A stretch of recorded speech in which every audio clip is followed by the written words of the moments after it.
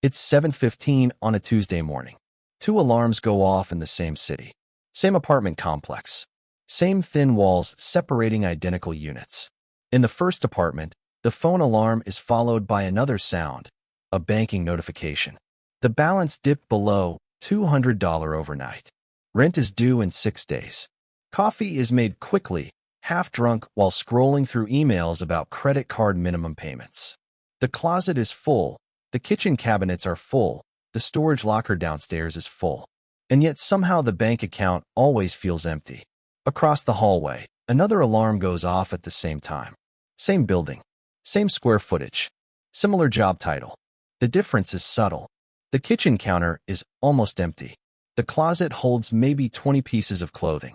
There's a single laptop on the desk and a small notebook beside it. Coffee is poured slowly.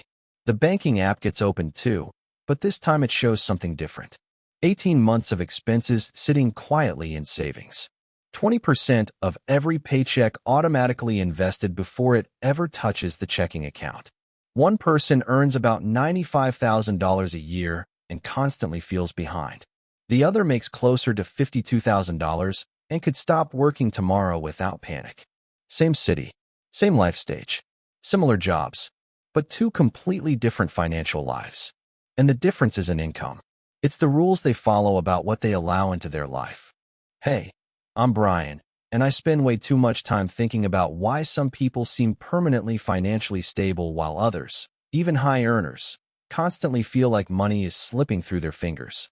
And the insight that changed how I think about this is surprisingly simple. Everything you own costs money twice. The first cost is obvious. It's the price tag. The $80 shoes, the $1,200 phone, the $28 kitchen gadget that looked useful for about 4 minutes. But the second cost is the one most people never calculate. Storage space, maintenance, insurance, upgrades, replacement cycles, and the quiet opportunity cost of money that could have been building freedom somewhere else. A $400 purchase rarely stays a $400 purchase. Over time, it quietly becomes $900, sometimes $1,500, sometimes far more. Minimalist money rules exist for one reason: to eliminate that second cost before it quietly controls your life. If you enjoy thinking about money this way, almost like behavioral science, consider subscribing. I treat every video like a small experiment in how people actually build financial stability. And your attention is the highest return on investment feedback I can get. Rule 1. Calculate cost per use before buying. You see a $200 pair of running shoes online. The first thought is, they're on sale. I'll grab them. Most people don't stop to ask the critical question, how often am I actually going to use these? If you run twice a week, those shoes are going to last maybe 200 runs. That works out to a cost per use of $1 per run. Not bad. But if you impulse buy a pair of $1,000 headphones and barely touch them, you're paying $50 a day just for the moments you actually engage with them. Psychologically, this is where most people fail. The brain loves instant gratification. You feel the rush of owning, but you ignore the hidden cost of underutilized items. A minimalist does it differently. Before hitting buy, you do the math. $200 shoes, twice a week, 1 year of use? $2 a week. Feels reasonable. $1,000 headphones for 1 hour of use a week. Nope. Wait, save, or skip.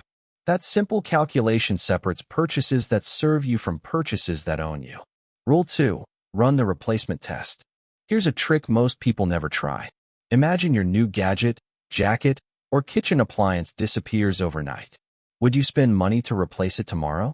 The average person would instinctively say yes, especially for things we think define our lifestyle. I need it. But most of the time, that urgency is a psychological illusion. We don't need it. We just want to maintain continuity. A minimalist applies the replacement test before every purchase. If the answer is no, if you could live without it, you don't buy it. A $60 blender that sits in the cabinet for 6 months? Skip it. A $500 suit you barely wear? Don't replace it until the old one truly fails. Statistically, people replace items out of boredom or habit up to 35% of the time, and those small, Unnecessary purchases quietly drain thousands each year. This test filters out most of that hidden expense. Rule 3. Never upgrade out of boredom. Upgrading your phone, car, or laptop just because something shinier exists is a trap almost everyone falls into. That $900 smartphone. Replace it after 3 years because the battery fails. Not because the camera now has 0.5 megapixels more. The psychology behind this is simple. We confuse novelty with improvement.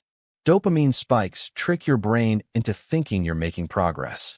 In reality, every premature upgrade costs money twice. The purchase and the ongoing maintenance of accessories, cases, software, and energy.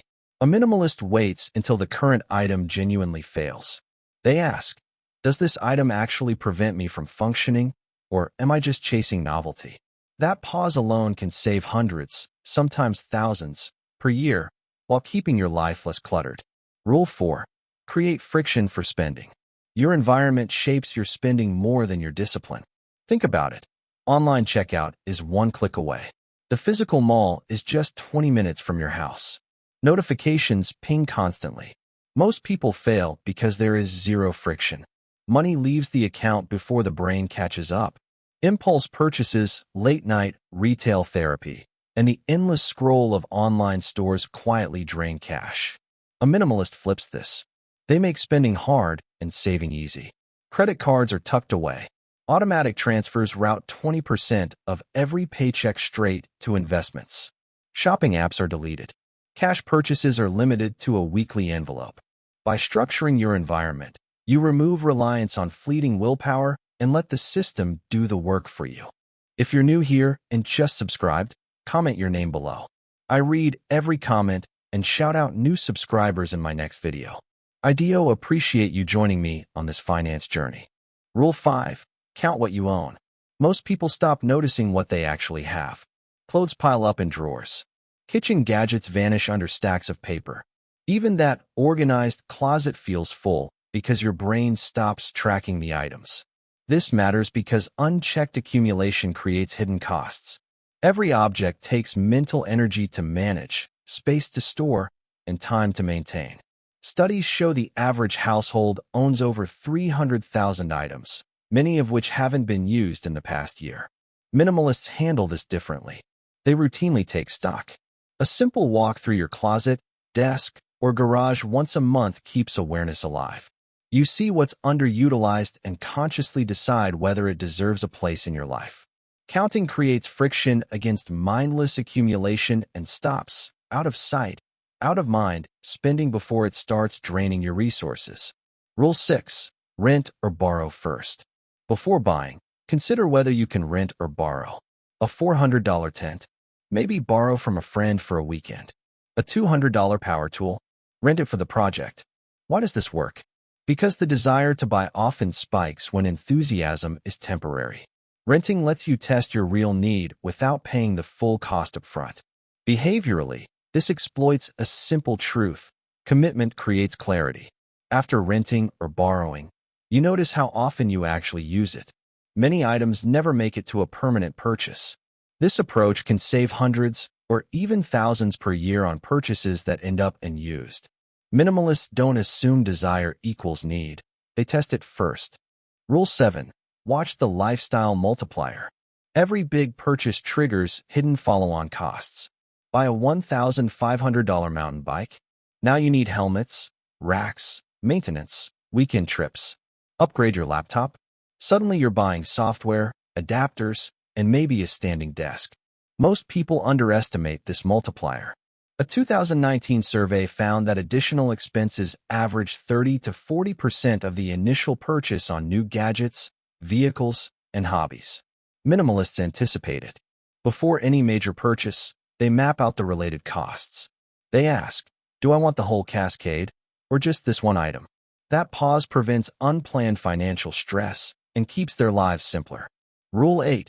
Define enough before income grows. It's easy to earn more and spend more without ever thinking, what's enough? Most people let lifestyle inflation happen automatically. A $52,000 salary becomes $95,000, but expenses rise proportionally, or faster, leaving financial stress intact. Minimalists define their enough early. Maybe it's 30 pieces of clothing, a two-bedroom apartment, and one car. Knowing the limit creates a hard stop against unnecessary spending. Psychologically, this works because the mind craves boundaries.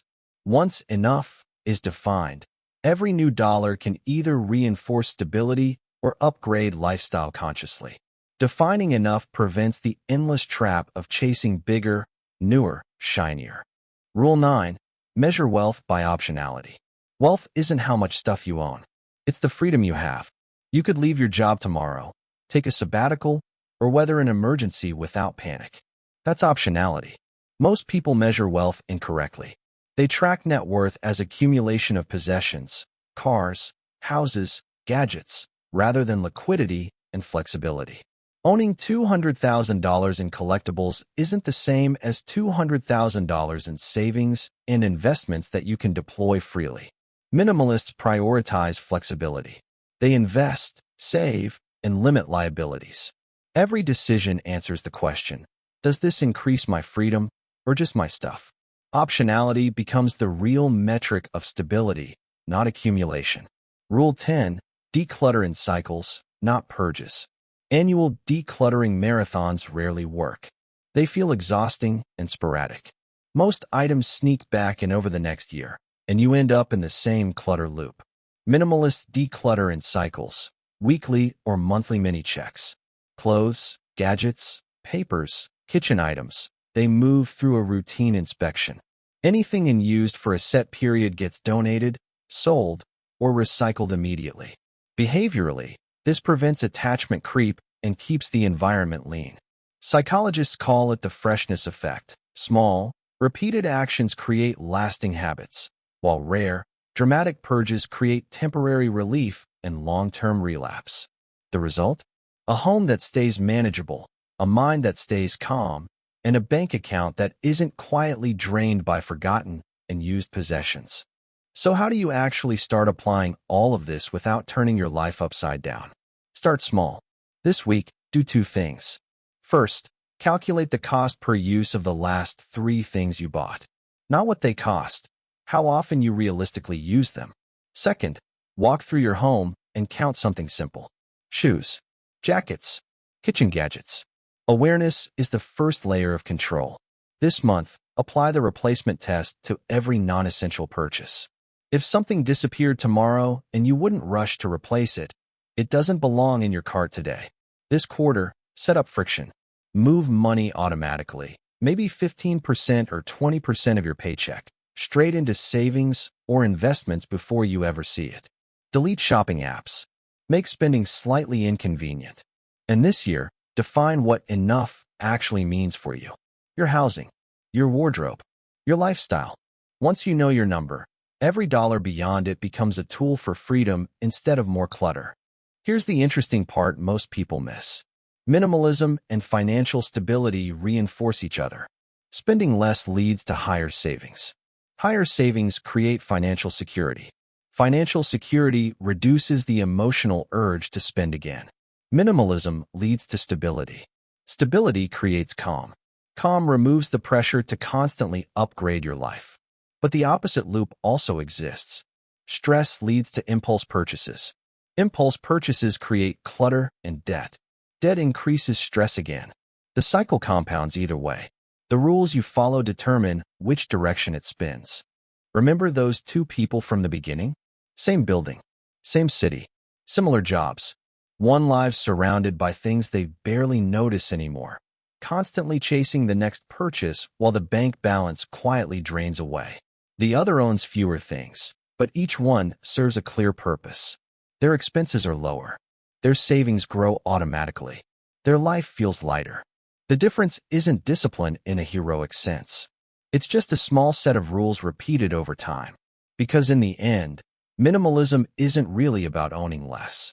It's about needing less in order to live more freely.